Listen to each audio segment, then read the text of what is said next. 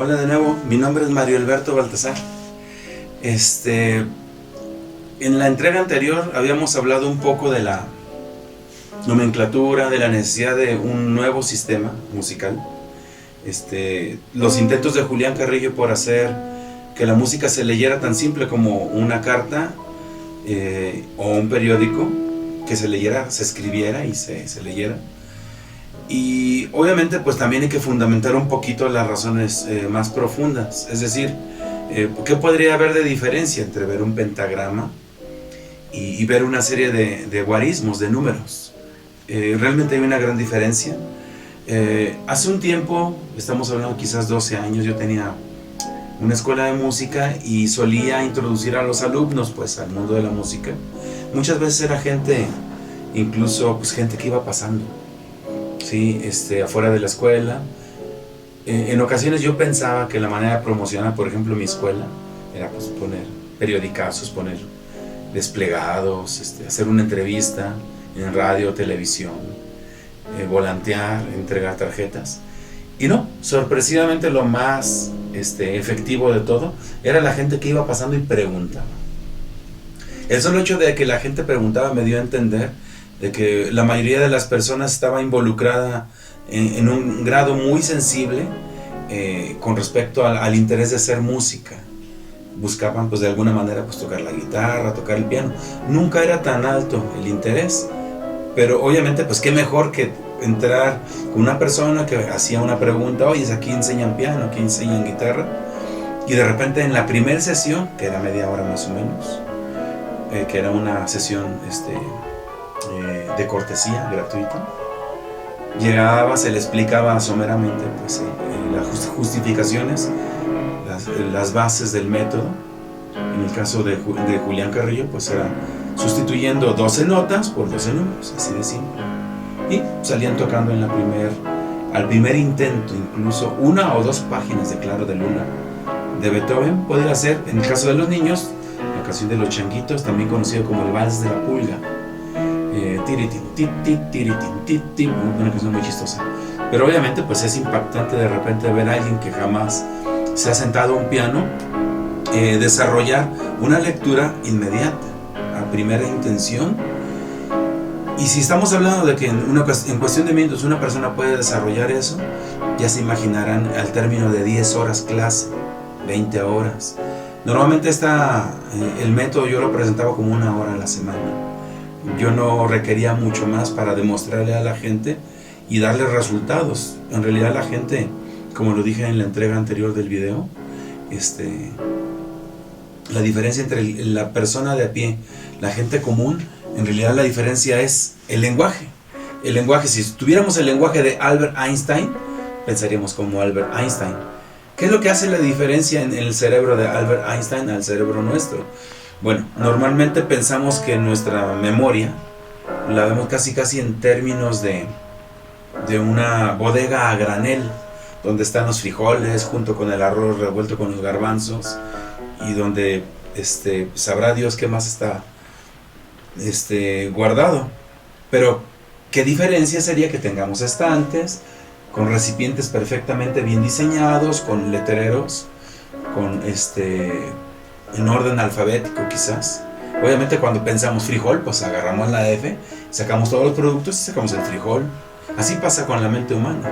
Si tenemos nuestros conceptos ordenados mediante el lenguaje, podemos administrarlos de una manera muy fluida, muy efectiva. Julián Carrillo, voy a utilizar en esta ocasión un pequeño pintarrón. Julián Carrillo, él había sugerido el uso de números, los números del 0 al 11, y él ponía estos números. Obviamente voy a poner primero los números según Julián Carrillo. Julián Carrillo obviamente utilizaba los números como los conocemos, pues, tal como están, es decir, los números del 0 al 11.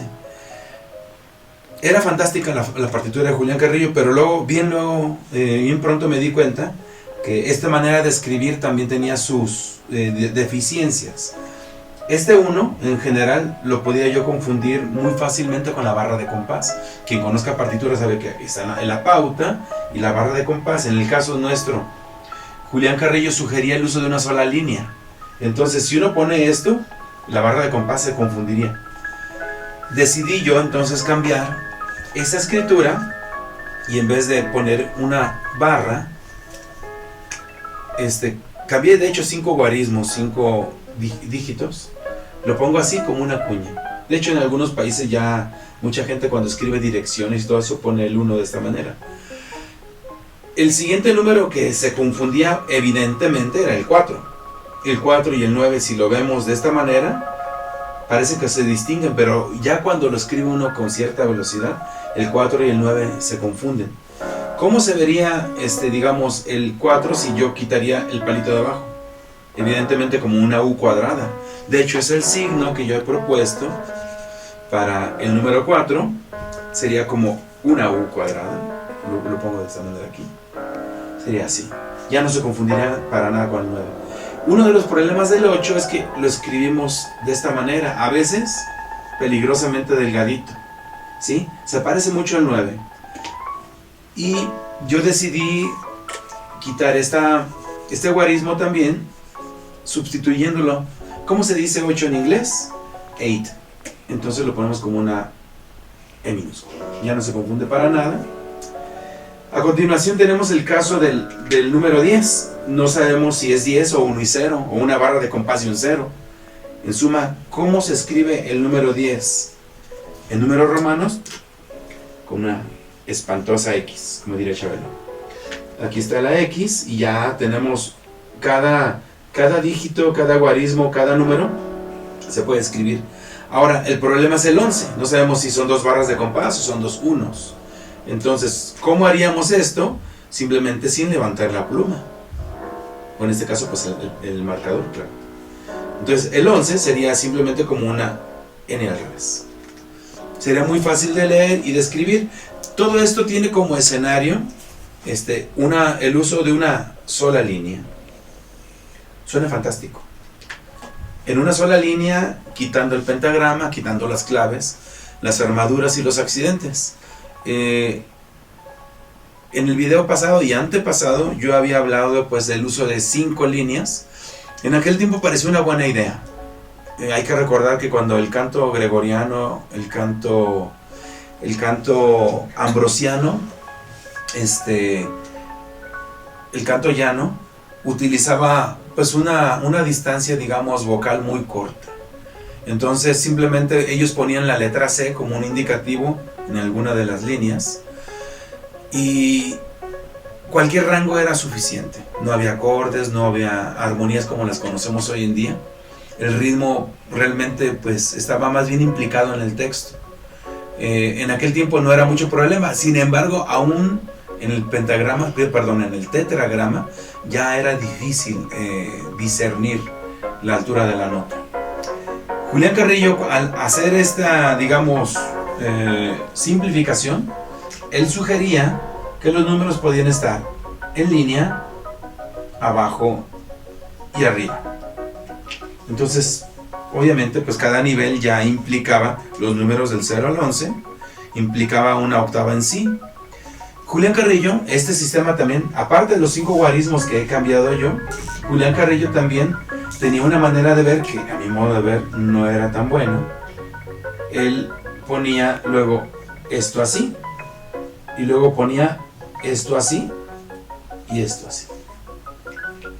Obviamente, pues si lo hicimos hacia arriba, lo hacemos hacia abajo. Lo ponía de esta manera y de esta manera. Ahora nada más díganme, ¿qué diferencia tiene esto a un pentagrama virtual? Aquí estaría obviamente el otro guión, ¿no? Aquí tenemos 4 abajo, 4 arriba y 1 en medio, son 9 octavas. Pero Julián Carrillo utilizaba esto incluso como espacio vital. Yo decidí que no era necesario tanto movimiento, entonces decidí eliminar 2 niveles y en realidad se simplificó mucho más esto. Es decir, en línea, arriba con guión, arriba con 2 guiones y arriba con 3 guiones. En realidad los guiones se agregan, no es un espacio vital. Abajo con 2 guiones y abajo con 3 guiones. Como pueden ver entonces, aquí estoy expresando que hay 4 abajo, 4 arriba y 1 en medio. También las mismas 9 octavas. Lo curioso del asunto es que con este sistema se escribe de una manera muy conveniente,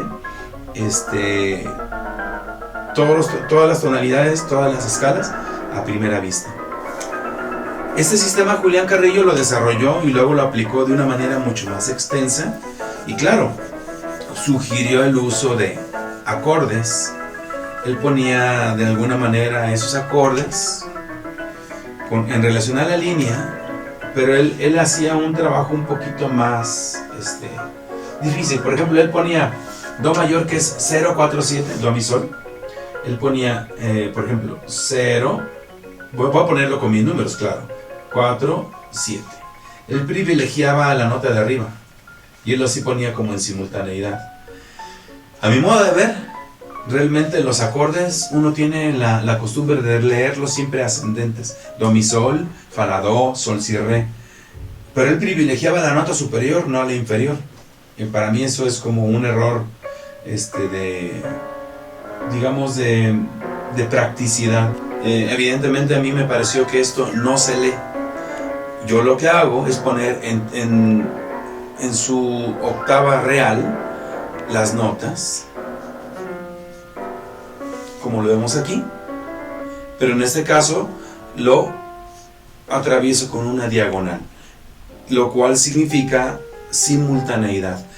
Siempre, eso es una regla, siempre los acordes se escriben de manera ascendente, siempre, nunca hay excepción, siempre es la primera nota, la que sigue, la que sigue, la que sigue, etc. Y están atravesadas simultáneamente por una diagonal. Esto sí se lee a primera vista en cualquier octava. Julián Carrillo, bueno, no sé qué estaría pensando, seguramente como la notación siempre fue así, se ponían en los acordes, se ponían uno encima de otro, supongo que él lo hacía pues un poquito amarrado al sistema anterior. Esta es la manera en la cual sugiero que se escriban los acordes. Por ejemplo, cuando tenemos en este caso, vamos a poner, esto es muy común,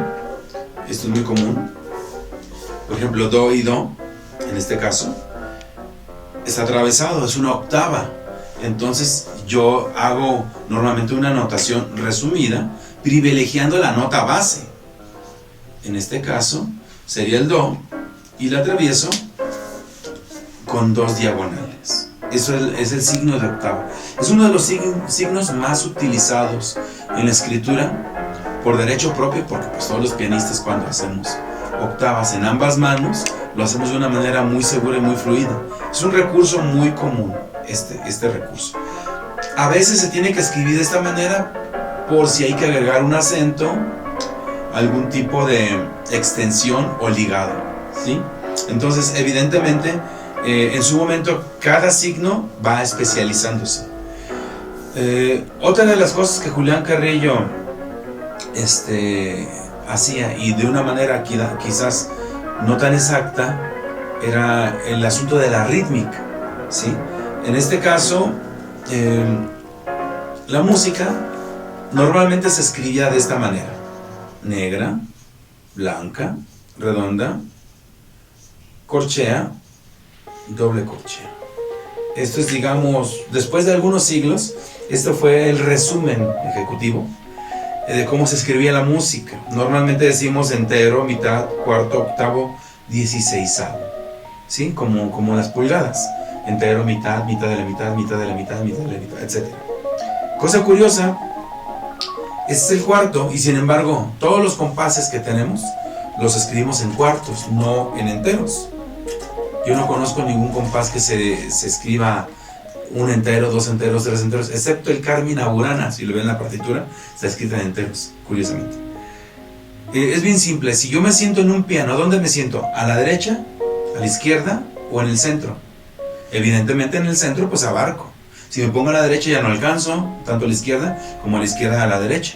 Entonces evidentemente la nota privilegiada en este caso para escribir tanto a derecha como a izquierda como extensión, pues va a ser la que está en medio, la negra. Es decir, la negra en realidad es la unidad natural. Y obviamente, pues si nosotros nos damos cuenta que, por ejemplo, en este caso la negra, se llama así porque está negra. Esta se llama así porque está blanca, la blanca. Esta porque está redonda. Esta negra tiene una colita, esta colita que es muy ornamental. En francés se dice crochet. Esa es una doble corchea, una corchea, una doble corchea. Si se fijan bien, entonces es el sistema. Obviamente con Julián Carrillo, el sistema de Julián Carrillo ya no usa bolitas que suben y bajan. Lo que utiliza es, pues no voy a borrar todo para hacer ahorita la cuestión del ritmo. Una de las partes más importantes de la música escrita, de las más cruciales, una de las intuiciones mejor logradas, no perfecta, pero mejor logradas de la música, es el ritmo. Y obviamente pues tenemos que empezar a pensar qué es el ritmo. En el caso de la anotación que acabo de poner aquí, la negra, la blanca, la redonda, la corchea y la doble corchea, es simplemente una subdivisión que estamos entonces extendiendo. Pero vamos a tener que hacer una definición de ritmo. Normalmente cuando hablamos de ritmo, mucha gente lo liga pues al baile, siente el ritmo, dicen todos los músicos. Pero eso es una manera de subjetivizarlo, en realidad es eso. ¿Qué es el ritmo? Subjetivizar significa lo que siento en mi interior. Por ejemplo, si yo nazco ciego, no te puedo explicar cómo es el color rojo. Tú me explicas y yo no sé. Ni te lo puedo explicar, ni me lo pueden explicar. Pero a ti mismo que tú ves, explícate el rojo, tampoco puedes, es una sensación. ¿A qué sabe la sopa de fideos? ¿A qué huele la tierra mojada? Ese tipo de sensaciones que se administran internamente, de alguna manera son codificadas. Ese tipo de sensaciones, y se administran de una manera subjetiva, es decir, cada quien siente algo distinto. En el caso del ritmo, normalmente cuando lo ligamos a la noción de movimiento corporal, del baile, no es suficiente. Uno tiene que tener una noción práctica. En el caso del ritmo estamos hablando entonces que el ritmo, y lo voy a definir, es contar pasos, es contar golpes, es contar pulsos, es contar respiraciones. Ritmo es contar. Al final ritmo es contar. Ritmo es contar, pero no es suficiente para manejar realmente esa noción de ritmo. Ritmo, cuando hablamos del compás, el compás es de 1, de 2, de 3, de 4, de 5, etc. Ese es el conteo. Pero cuando nosotros ya rellenamos cada parte del compás con una figura concreta, estamos haciendo una segunda operación. En el caso, por ejemplo, nosotros tenemos la notación musical y tenemos la negra, que de hoy en adelante va a ser el entero. Hay que acordarnos que nuestra notación ya no maneja bolitas. Entonces la negra, si tuviera una bolita aquí, pues obviamente al borrarse, pues ya es una negra. A la izquierda yo voy a proponer la letra Aleph, en este caso, como una K, es la cabeza de un buey en realidad, si la ven bien, que es la primera letra del primer alfabeto, y eso es como un doble Aleph, con regreso. Esto vale 1, esto vale 2 y esto vale 4.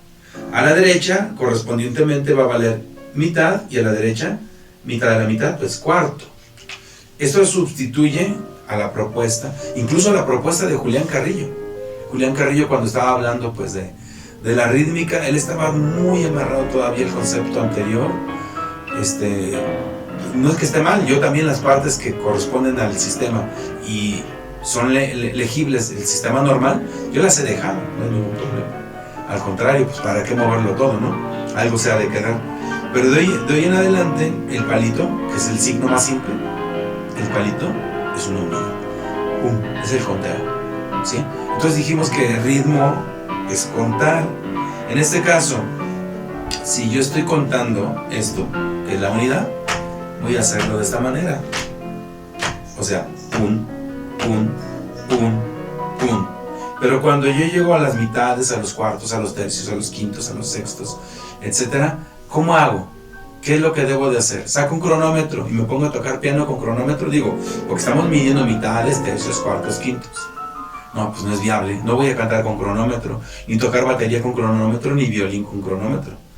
Entonces, si no es viable, si realmente en la realidad la música no se puede dividir, ¿qué es lo que debo de hacer? Pues tengo que hacer el concepto contrario, es decir, ritmo es contar y en vez de medir voy a amontonar.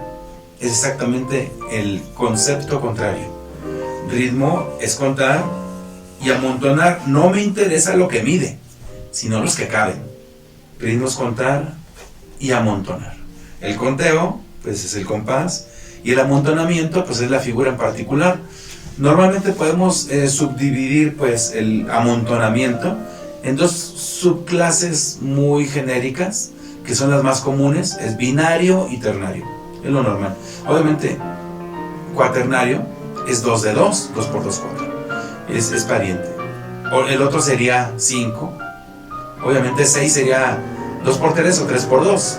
En este punto nos topamos de que la música está emparentada en el fondo con la prefísica, con la prematemática, prearitmética o la pregeometría o la premúsica.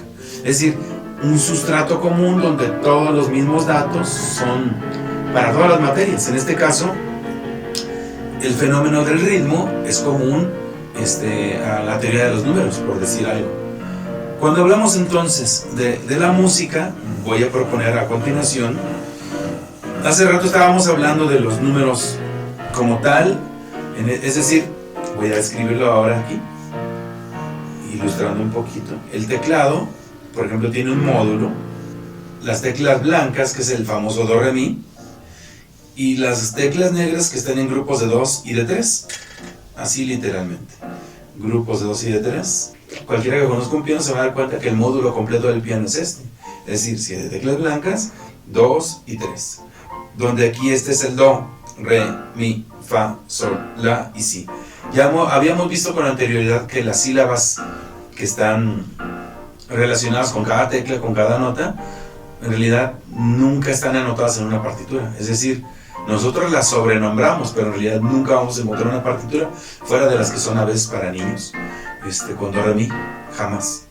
Entonces, evidentemente, 7 teclas más 5 teclas son 12. Esta es la justificación entonces de Julián Carrillo que utilizó, obviamente, para fundamentar su razón simple de dar una nomenclatura directa al fenómeno. Es decir, 7 teclas blancas, 5 teclas negras, ¿sí? Evidentemente 7 más 5 son 12. En el caso de las teclas blancas, que son las, digamos, las notas generatrices del fenómeno musical, luego hablaremos de eso.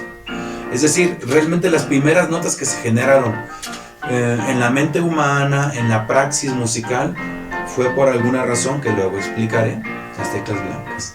Al agregarse las teclas negras, estamos hablando de que hay una especie de extensión. Lo más fantástico del asunto es que realmente en el fondo hay más todavía. Es decir, do mayor, aunque es un planteamiento al cual me atrevería a decir que tomó mínimo 3000 años para el hombre llegar a conjeturar esa estructura que ya estaba perfectamente establecida en la Edad Media, mucho antes incluso desde los griegos, pero no explotada, no comprendida incluso hasta la actualidad. Yo luego la voy a explicar de una manera muy simple, porque en realidad el fenómeno musical es muy simple. Entonces nuestro escenario, do mayor, implica un planteamiento. Pero esto que está aquí, por ejemplo, estamos hablando de la tecla negra, la primera tecla negra, podemos decir que es do sostenido o re bemol. Esta tecla es re sostenido o mi bemol. Es decir, si tengo esta sílaba, entonces la tecla negra que sigue es el sostenido, o de la que sigue, que es el re, sería el bemol, la anterior. Resumen, las teclas negras no tienen nombre. Para referirte a las teclas negras tienes que tomar prestado el nombre de la anterior o de la posterior. Por lo tanto, estamos de una manera innecesaria sobrenombrando a las teclas o a las notas. Bueno, en resumen, cuando hablamos de do mayor, estamos hablando que do es una nota en 12 notas. ¿Cuántas escalas? Si do es una escala, do mayor, las teclas blancas, ¿cuántas escalas hay? 12. O sea, faltan 11. Si estamos hablando que son 12 notas, ¿cuántos acordes mayores hay? 12. Acordes menores, 12. Con séptima, 12. Aumentados, 12. Disminuidos, 12. hay 12 de 12, siempre. Entonces, si tú tienes un piano y la línea privilegiada de las teclas negras, porque es la única línea que existe, esta línea recta, es la única línea o escala privilegiada de esta manera visual, entonces evidentemente las demás escalas están enredadas, mínimo con una desviación hasta 7. Es un problema. Es como si yo de repente le dijera a alguien, a ver, di una palabra, alguien dijera zorro, y yo agrego gato, otra persona dijera pollo. Entonces, por ejemplo, alguien diga zorro, yo gato, zorro, gato, pollo, perro, zorro, gato, pollo, perro, rana. Y así me la voy a llevar sosteniendo en la memoria, como diciendo fa, do, sol, re, la, mi. Sí, es un memorama. Si me voy por los sostenidos, esos son los sostenidos en las armaduras. O si dijera si, mi, la, re, sol, do, fa. Es inútil. Llega un momento en el que es algo para administrar una lectura que debería ser tan directa. Uno empieza a agarrar desviaciones, sobrenombrando y obviamente pues siendo redundante. El sistema obviamente se hace pesado y se deja, si de por sí se leía con dificultad, con esto agregado, obviamente pues la mente ya no puede administrar del modo que quisiera. Sí ha habido siempre en la historia gente prodigio, garbanzos de a libra verdaderos, que de repente lo que le pongas, pero no es el común denominador de la música.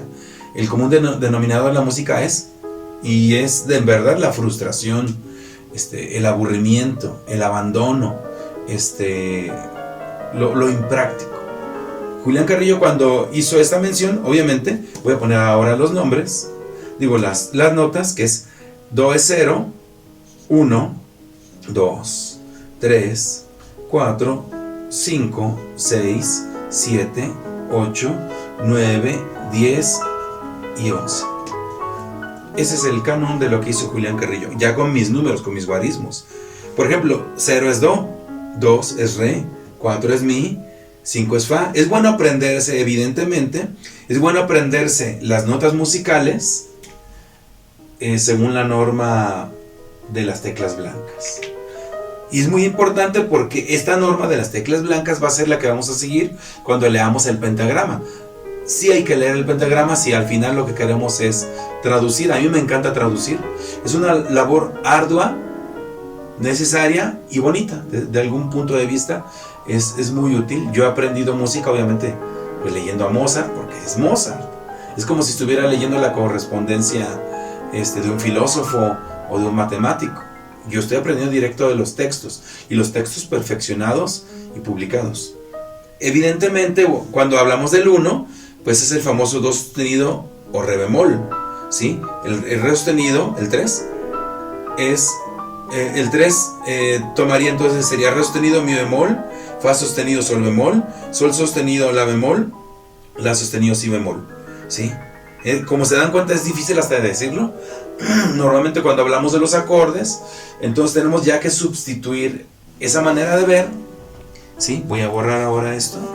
Esta manera de ver sería bastante engorroso, porque realmente la música, al ser un texto, deberíamos tener la capacidad pues de administrarlo rápidamente. Vamos a poner un ejemplo de partitura bien simple. Habíamos dicho, ahorita vamos a hablar de la parte rítmica, ¿sí? A la cual vamos a adosar luego los números. En el caso de los números, voy a poner dos simples pautas. Recuerden que habíamos hablado del ritmo, como contar y amontonar. A continuación voy a poner 1, 2, 3, 4 y 5. Estos signos que acabo de poner aquí, que no se parecen para nada a las notas musicales, son utilizados como mnemotecnia, es decir, parecen pues signos muy exóticos. Ahorita van a ver la justificación. ¿Pueden ver aquí los números que están? El 1 no lo pongo porque es un palito. 2, 3, 4 y 5. El 2, voy a quitarle la mitad, miren. ¿Verdad que se parece a este? El 3 le quito la mitad. ¿Verdad que parece una C al revés? Este le quito el costado. Es como este. Y el 5 le quito la mitad, pues es como una letra C. Es mnemotecnia. Es decir, cuando ya asumimos que el número que está aquí Es un conteo. Voy a poner aquí, voy a proponer el número 4 y va a tener efectivamente 4 elementos visuales. Una de las razones por las cuales el lenguaje, la nomenclatura, la escritura, ayudan a administrar, porque forman imágenes. Aquí yo estoy viendo 4 elementos. Son 4 elementos. Aquí está la barra de compás. Si se fijan, 4 palitos. ¿Cómo debe de sonar? Son de la misma clase. ¿Cómo debe de sonar esto? Pues muy simple. Vamos a hacerlo con un pie, levantando la punta. Y esto le llamamos andante, porque es como caminar, andar. Decimos un. ¿Se dan cuenta? Un. Son de la misma clase. ¿Suena parejo? Sí. Son de la misma clase, debe de sonar parejo. Entonces yo hago un, es correcto. Ahora voy a escribir cuántas mitades caben en uno. Si tú tienes una manzana y la partes en 2, ¿cuántas mitades hay? 2. Evidentemente hay 4 unidades. Y ahora voy a, dijimos, contar y amontonar. El siguiente compás, como pueden ver, también tiene 4 elementos. Una de las reglas que también yo establecí en la renovación del concepto rítmico es esos 2 conceptos: contar, 4 elementos, y amontonar. Si yo amontono abajo, estoy contando un. Ahora, aquí sería el mismo conteo, pero es abajo y arriba. Es decir, 1, 2. Obviamente cuando hago esto, normalmente al alumno le digo un, y ponemos la mano contraria, 1, 2. Si vieran el pie está abajo, arriba. Es lo mismo. Normalmente yo hago este conteo con el pie, es lo que sugiero a los alumnos, que hagan un conteo, es abajo, arriba. Geométricamente hablando, los extremos dividen en 2. Entonces aquí decimos un, y aquí 1, 2. ¿Sonó parejo? Porque son de la misma clase. Ahora 2 más 2 sería 4. 2 abajo y 2 arriba. Esa es la manera de designar 4. 2 abajo y 2 arriba. Evidentemente hay 4 figuras y serían de la misma clase. Y sonaría de esta manera. Es decir, evidentemente el lenguaje se comporta como el fenómeno que quiero denotar. Aquí diríamos un. Y aquí 1, 2. 1, 2. 1, 2. 1, 2. 1, 2, 1, 2, 1, 2, 1, 2, 1, 2, 1, 2, 1, 2, 1, 2, 1. Como podrían notar, aquí dice 2 abajo y 2 arriba, 2 más 2, 4. Se van a dar cuenta entonces que evidentemente el lenguaje va a reflejar a modo de imagen una lectura lineal en la cual vamos a ver con claridad la imagen que se forma y vamos a leerla. Decimos aquí un. Aquí 1, 2, 1, 2, 1, 2, 1, 2. 1, 2, 1, 2, 1, 2, 1, 2, 1, 2, 1, 2, 1, 2, 1, 2, 1, 2, 1, 2, 1, 2, 1. Aquí curiosamente es 1 abajo, 2 arriba. 1, 2, 1, 2, 1, 2, 1, 2 abajo. 1, 2, 1, 2, 1, 2, 1. Aquí tenemos un caso clarísimo donde el lenguaje se comporta como la realidad. ¿Sí? Si tuviéramos el lenguaje de Einstein, hablaríamos como Einstein, porque Einstein tiene cierto orden en su cerebro, y al mirar los fenómenos los interpreta con un criterio, con un orden particular. Por lo tanto, tener el lenguaje nos hace genios. Nos hace capaz de administrar de una manera bastante simplificada todo aquello que nos gusta. En el caso de una partitura práctica, vamos a tener que hacer, digamos, una anotación. Por ejemplo, vamos a pensar un poquito voy a anotar 2 compases de claro de luna, que son quizás un poquito más, si se alcanza a ver. En el caso del piano, hay dos líneas, una para mano derecha y otra para mano izquierda. Como pueden ver, esto sería, digamos, un resumen, mano derecha y mano izquierda. Aquí hay dos pautas. Podemos escribir de una manera muy simple. Por ejemplo, voy a poner en la mano izquierda un 1 abajo. Como lo pueden ver, es un 1 abajo. Voy a ponerle un guión y luego lo voy a octavar. Lo pueden ver aquí. Eso hace que sea la mano izquierda octavando el 1 en la primera tecla negra. ¿Sí? Voy a poner a continuación el compás, que es, el compás es de 4 y este mide de 4. En la mano derecha voy a poner correspondientemente sol sostenido, que es un 8, un 1 y un 4. En tercios. Son de la misma clase, suena parejo. Entonces decimos 8, 1, 4, se repite nada más y nada menos que 4 veces. Y tengo una serie de signos que son estas diagonales, como pueden ver. 8, 1, 4, 8, 1, 4, 8, 1, 4, 8, 1, 4. Ese es el primer compás. Si se dan cuenta, esta pieza que está en mi mayor no tiene los sostenidos. Fa, do, sol, re. Fa, do, sol, re. Son 4 sostenidos. Simplemente usted puede poner aquí esta pauta y ya tiene el primer compás. Se lee a primera vista, incluso tiene signos de abreviación bastante cómodos de leer. El segundo compás en la mano izquierda hace un cambio y se va a 11 abajo con 2 guiones. Y la mano derecha repite otras 4 veces lo mismo. 1, 2, 3, diagonal, 1, 2, 3, diagonal, 1, 2, 3, diagonal y 1, 2, 3, diagonal. Entonces, pues es una simplificación tan brutal que uno pudiera estar leyendo realmente una cosa en el mismo instante de estar sentándose, tocando la pieza. Con un poquito de expertitud, es decir, unas 10 horas, ya la persona puede armar, digamos, unas 2, 3 piezas de una manera bastante decente, ¿sí? Evidentemente, bueno, requeriríamos un teclado para hacerlo un poquito más, más explícito. En el caso del ritmo, como podrán darse cuenta, aquí hay 4 figuras. 1, 2, 3, 4, 1, 2, 3, 4. Son de la misma clase. ¿Cómo se sonaría? 1, 2, 3, 1, 2, 3, 1, 2, 3, 1, 2, 3. Cambia el bajo. 1, 2, 3, 1, 2, 3, 1, 2, 3, 1, 2, 3. Yo muchas veces pongo esta pieza, muchos se preguntarán ¿por qué hago un esfuerzo de esa naturaleza? Sino porque el ritmo, a veces ese es el concepto que más se resbala.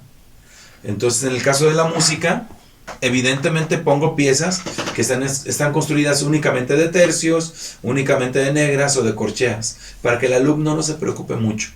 Luego, obviamente, en el esquema rítmico podemos comenzar a utilizar otro tipo de variantes.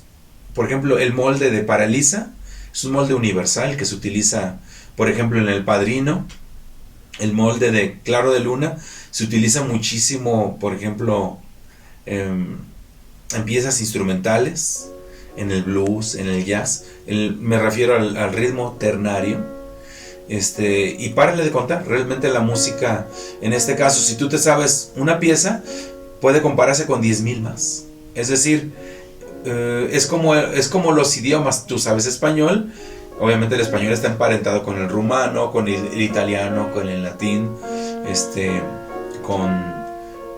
con el portugués, con el francés.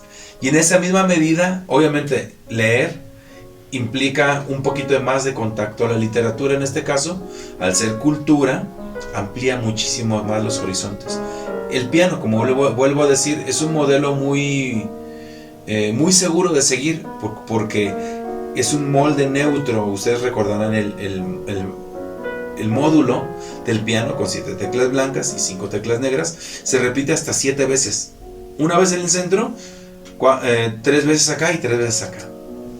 Y obviamente el piano es algo muy personal. La guitarra, cuando se aplica, digamos, esta lectura, suele ser un poquito más complicada, por una razón muy muy simple. Tiene 6 cuerdas, uno tiene que asignar de manera privilegiada a cada cuerda un número por cada nota que tiene, y obviamente pues en cada traste uno va avanzando, ¿sí? Si por ejemplo aquí en la cuerda más gruesa de la guitarra tenemos un Mi, que es un 4, obviamente el primer traste pues es un 5, que es un Fa, luego un 6, luego un 7. Uno tiene que introducir un poquito más de memoria en ese punto. Lo mismo el violín requiere una técnica distinta, porque uno ha de dividir las cuerdas con las propias manos. Es como el trombón de vara no tiene una digitación, tiene simplemente la extensión de un brazo, sí, totalmente abierto, totalmente cerrado, y entre esas hay otras 5, serían 7 extensiones, y obviamente la embocadura. Tiene que haber un poco de interacción, cada instrumento es distinto. Lo interesante del asunto es que estamos hablando de una notación que es universal, con las mismas reglas, con la misma rítmica, con los mismos silencios, con la misma dinámica.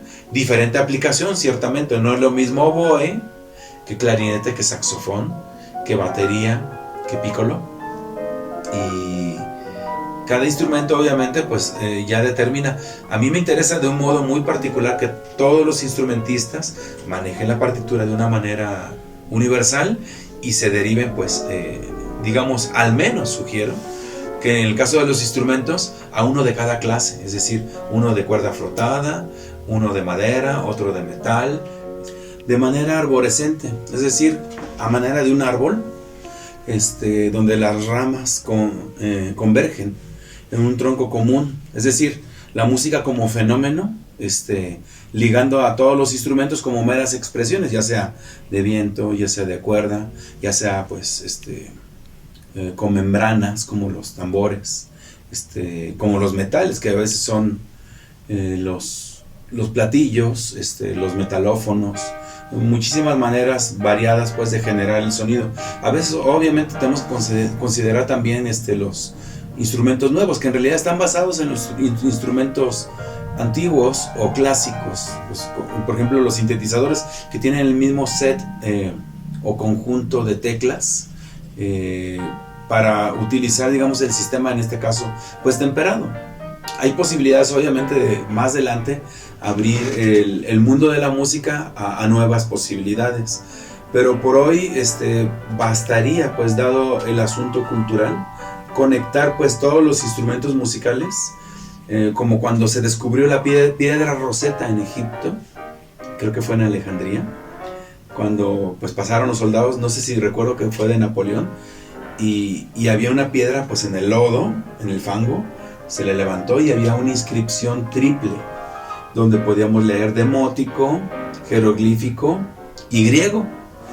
Entonces estamos hablando obviamente que vamos a tomar ahora sí una conversión total de los instrumentos, por ejemplo en el caso de los instrumentos de viento, los de aliento, los de metal, los de madera, trompeta, trombón, cañas, todo eso, suele ser uno de los aspectos más problemáticos, editorialmente hablando, con respecto a la música, porque muchas veces uno de los grandes problemas de la música es que están movidas las afinaciones, es decir, tú dices si bemol, por ejemplo en el caso de los instrumentos que están en si bemol, como el saxofón, mi bemol, si bemol, mi bemol, si bemol, lo hacen simplemente con la conveniencia pues de que hay una columna de aire donde seguramente ustedes o cualquier persona ha tocado en la secundaria la flauta dulce. La flauta dulce pues es, en el caso de se llama sopranino, es soprano, perdón, la sopranino es la más pequeñita.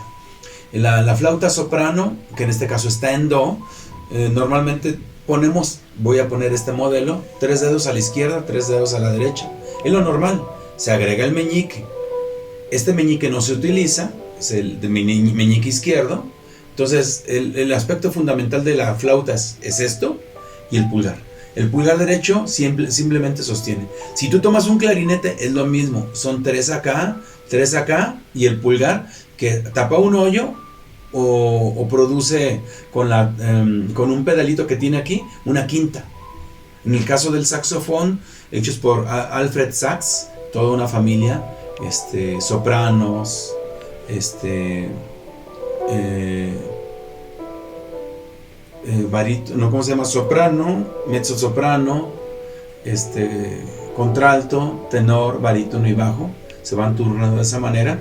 Luego sigue el mismo comportamiento, 3 acá y se sostiene así. Muchas veces en la simplificación que hizo Alfred Sachs, encontramos pues que realmente sí, tiene un rango como 2 octavas y media, poquito menos que el clarinete, pero con una digitación un poquito más básica. Cuando tú le das con el pulgar izquierdo, se octaviza. En el caso del clarinete, se hace una quinta superior. Es muy interesante entonces como que formar familias y generalizar recursos. Se da lo mismo en el oboe. Muchas veces la línea privilegia una tonalidad, mi bemol o si bemol. En el caso del oboe es do mayor, en el caso de la flauta soprano, perdón, es do mayor, la flauta transversal es do mayor también. Muchos están en do mayor. Hay algún residuo de trompeta natural, que suele estar en re o en fa o en si bemol. La trompeta normal tiene 3 émbolos sobre la mano derecha, embocadura con cierto ajuste y combinaciones, creo que son pues 9 combinaciones. Algunas se repiten, pero otras no se ajustan tanto a las longitudes del tubo, que hace diferente afinación. Pero es muy interesante ver cómo fenomenológicamente hablando, el instrumento en sí ha pasado por una historia en la cual se perdió el hilo rector del concepto de literatura. Y eso es lo que pasó con la música. No es que la música sea difícil por sí misma, sino que la parte editorial, que es la parte administrativa me refiero, que obviamente si uno no tiene acceso al texto, pues ¿qué tocas? ¿Qué adivinas? ¿Qué memorizas? Y eso es lo que hace, digamos, el ambiente musical más enrarecido. Particularmente, como insisto, en los alientos, la transposición es un concepto que enreda todo. Se necesita realmente un experto que haga en el caso de las, por ejemplo, bandas de guerra, se necesita realmente un experto que haga las transposiciones adecuadas. Porque normalmente, pues uno podría decir en el clarinete, uno ejecuta en una nota, por ejemplo, y el clarinete te va a decir es un mi bemol y en realidad es un fa, ¿sí? Y etcétera. Yo me regí entonces por la premisa de Julián Carrillo, es decir, lo que suena es lo que es, punto. También la guitarra tiene otra transposición que está a la octava. En realidad la guitarra debería escribirse en clave de fa, no en clave de sol. Pero si tú pones la guitarra en clave de fa, ¿en qué pones al cello? ¿En qué pones al bajo? ¿En qué pones al fagot o al contrafagot? No hay manera. Hay una carencia obviamente de rango, que es una de las grandes fallas de la música. Julián Carrillo lo señala. Lástima, vuelvo a decir, lástima que él no apostó sobre el concepto literario de la música. Hay que insistir mucho en ese punto. La música debe ser accesada de una manera total, y pues teniendo esta idea, conectando todos los instrumentos, podemos llegar satisfactoriamente pues a la humanización de la música como tal, es decir, un acceso privilegiado. De hecho, se me figuraba mucho a mí este concepto con la idea de, por ejemplo, Google que suma en su proyecto cosas como Google Maps, que de repente tiene acceso a libros electrónicos, a redes sociales, por ejemplo, redes como YouTube, videos, audios.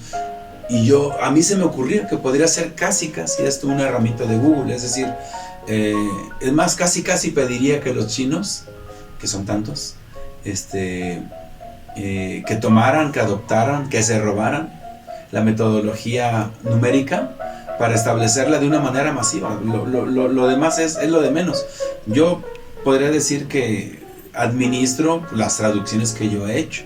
Yo me basé en Julián Carrillo, pero sí sería muy conveniente establecer un lenguaje tanto más universal mejor, para que todos puedan acceder, hacer incluso una red social donde los músicos, bajo un mismo esquema, con las mismas reglas, pudieran hacer su aporte y tener una red social. Imagínense una red social de músicos que tradujeron X canción, Let It Be, el ragtime de la hoja de maple, algún blues, algún jazz, la nueva canción de por ejemplo, de Café Tacuba, cosas así, el repertorio del mariachi, las sonatas de Beethoven, los nocturnos de Chopin. Yo aseguro que sería algo muy bueno. De hecho, hay algo muy parecido que surgió a nivel mundial, que es el uso de los MIDIs, ya muy entrado el siglo XXI. Ahorita estamos, ya tenemos 21 años en este siglo, y desgraciadamente el uso del MIDI no se generalizó como yo pensaba. Hay programas que convierten los MIDIs, que son comandos, que son comunes a los dispositivos como teclados o algunos instrumentos, y las computadoras. Es un medio de comunicación muy interesante. Es tan barato, tiene tan pocos datos lo que utiliza, pesan tan poquito, que se puede convertir inmediatamente en partitura. Lástima que la partitura normal realmente no se lee. Pero imagínense que tuviéramos ese archivo de MIDI que casi es universal, hiciéramos esa conversión. Ahorita hay aplicaciones que toman una partitura, la escanean y la pueden convertir a MIDI, o de MIDI a partitura. Imagínense que si lo pudiéramos hacer con números, sería ya algo tan generalizador que realmente pues liberaría la música. La parte más esencial no es que la música se haga automática, sino que se humanice, que sea tan fluida como cuando hablamos, como cuando leemos, como cuando escribimos. Este es el proyecto. Espero que obviamente pues podamos conectar posteriormente, digamos de manera gráfica, cómo aplicarlo. Esta es la tarea que sigue. Cómo aplicarlo al teclado de una manera universal, independientemente del estilo, de la época. Obviamente hacerlo a cada instrumento de aliento con una regla universal también, así sean émbolos, así sea embocadura, así sea caña, doble caña.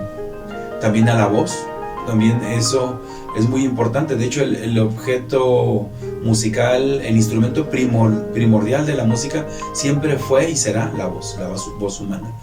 Muchos comentan pues el uso de los instrumentos percutidos, el ritmo como en África, pero la música es en realidad, en ese nivel que se desarrolló tan intuitivo, realmente yo la puedo llamar como premúsica. Sí es música, sí tiene las bases primordiales del sentido musical, pero luego surge el sentido melódico, el sentido armónico, y el sentido contrapuntístico, y varios equilibrios que luego van surgiendo. Es muy interesante. Ya en algún video posterior miraremos con mucho mayor detalle no solo la rueda de quintas que Coltrane intuyó, explotó y enseñó, sino que la rueda de quintas encarna en las posibilidades del temperado, que aunque es fallido, el hecho de que la música dé vueltas no es natural, no es espiral. Lo natural de la música, así como las frecuencias, que sea eternamente ascendente o eternamente descendente. Johann Sebastian Bach, con el asunto pues del temperamento, que en realidad es un asunto fallido, porque como sistema, desgraciadamente la música, en el concepto de Bach, que es la raíz ociava de 2, él hizo que la música diera vueltas. Después de 12 quintas hizo que diera vueltas, y realmente la música no hace eso. Pero ¿qué más da? Es el esquema que tenemos actualmente. Cuando hablamos de la rueda, es realmente no de quintas, sino de la rueda armónica. Yo la rueda armónica la presenté en su momento en la Casa Museo López Portillo, una serie de 12 conferencias. Terminamos de hecho con un recital microtonalista. Fue muy interesante, fue un tour, de hecho es precisamente lo que debemos de documentar, un tour en el cual llegamos a esa conclusión. Fue una de las más interesantes conclusiones, la rueda armónica como un logro propio del temperado. El temperado entonces implica pues digamos un sistema viable, que es el sistema actual, en el cual obviamente ya podemos hacer un análisis. Y cosa curiosa, es como ustedes recordarán la tabla periódica de Mendeleev, el químico ruso, que intuyó pues que había cierta periodicidad en las envolturas electrónicas de los átomos, y que dedujo con cierta confianza de que esos huecos debían tener incluso ciertas propiedades. Fue una magia muy increíble. Lo mismo pasa con la música. Hay ciertos huecos que no se explican, ciertos comportamientos, como las escalas, como los modos, como la escala de jazz, como la escala de árabe o hindú, u otro tipo de divisiones que no corresponden ni de lejos al concepto, por ejemplo, temperado. Algunos hablan que los cuartos de tono, lo cual es un mito. Algunos hablan pues del microtonalismo, que también es un asunto fallido. Hay mucha gente de mucha valía que ha intentado esto, pero no ha reinterpretado de modo correcto. Con lo cual obviamente pues estamos manejando un sistema anacrónico, totalmente desfasado, que no tiene que ver ya nada con el asunto musical. Los instrumentos todavía tratan el asunto musical de una manera práctica, nada más limitada al concepto temperado, que es un concepto reducido a una raíz, y en este caso, por razón obvia, pitagórica, una raíz no puede generar jamás enteros, entonces se sale del concepto pitagórico, es decir, números enteros, sino números irracionales, cuál es uno de los principales escándalos de la secta pitagórica, en el cual cuando Pitágoras descubre la raíz cuadrada de 2, su sistema se parte en dos, se desquebra. Y realmente entonces, logrando esto, podemos ya sentar las bases para la música del futuro, es decir, entender a la luz de la música natural, la música temperada, como una cuestión cultural que tiene ventajas también. Luego expondré las ventajas que sí tiene el sistema temperado, las bondades, a pesar de todo, que sí posee, que no es un sistema perfecto, pero vale, es un sistema que históricamente hablando tiene su peso, sobre todo tomando en cuenta que la música que amamos, que conocemos, que nos gusta, es esa. Vienen entonces, digamos, más fases pues, de la música que a veces se aplican de manera intuitiva en India, o en Armenia, o en Grecia, o en Turquía. Son cosas que de repente uno tiene que redescubrir, aquellos aspectos musicales que no están contenidos en la tradición occidental. Por lo tanto, hay que buscar. Yo me atrevo a decir que la parte más importante de la editorial es la parte arqueológica. Vamos a redescubrir cuál fuera la piedra Rosetta, esa unidad perdida entre el asunto musical y el asunto editorial. Mi nombre es Mario Alberto Baltasar, soy investigador autodidacta y en esta entrega pues cumplimos, digamos, la visión de la parte editorial. Y me despido de esta manera para luego tratar el tema ya de manera aplicada en cada instrumento. Muchas gracias.